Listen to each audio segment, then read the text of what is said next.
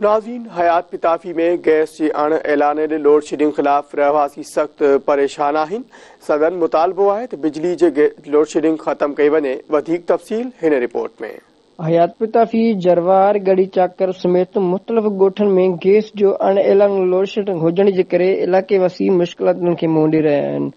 हयात पिताफ़ी शहर ऐं उन जे भरपासे वारे इलाइक़नि में गैस जो अण ऐलान लोड शेडिंग हुजण जे करे रत पचास जे लाइ इलाइक़े वासी परेशान आहिनि। इलाइक़े वासी महांगी अघ ते काठियूं ऐं गैस सिलेंडर भराइण ते मजबूर आहिनि। इलाइक़े वासी धरती टीवी न्यूज़ सां ॻाल्हाईंदे चयो त मालामाल ज़िलो घोटकी जेको इस्लामाबाद पंजाब ऐं अलाए केतिरनि ॿियनि सूबनि खे जेको गैस फराहम करे रहिया आहे, पर उन घोटकी जी बदकिस्मती आहे जो उनजे पंहिंजे शहर हयात पिताफ़ी जरवार में गैस मुहैया नथो कयो वञे। सुबुह जो सवेरे अणॼाणे लोड शेडिंग कई वञे थी। सुबुह सवेरे ॿार नाश्ते लाइ परेशान आहिनि।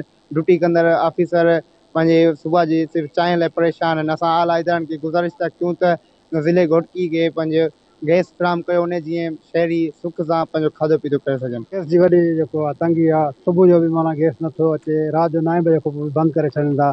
आवाम परेशान आहे। नंढा नंढा ॿार आहिनि जेका सुबुह जो स्कूल वञनि था, उहे परेशान थियनि था। असां DC घोटकी खे ऐं हुकूमत खे इहो इल्तिजा कयूं था त असांजो गैस जेको आहे उहो खुलियो वञे, फराहम कयो वञे, परेशान न कयो वञे आवाम। हयात पिताफ़ी शहर वासियुनि DC घोटकी ऐं गैस इंतज़ामिया खां नोटिस वठण जो मुतालबो कयो आहे। कैमरा टीम सां गॾु वकार बोज़ार, धरती TV न्यूज़, हयात पिताफ़ी।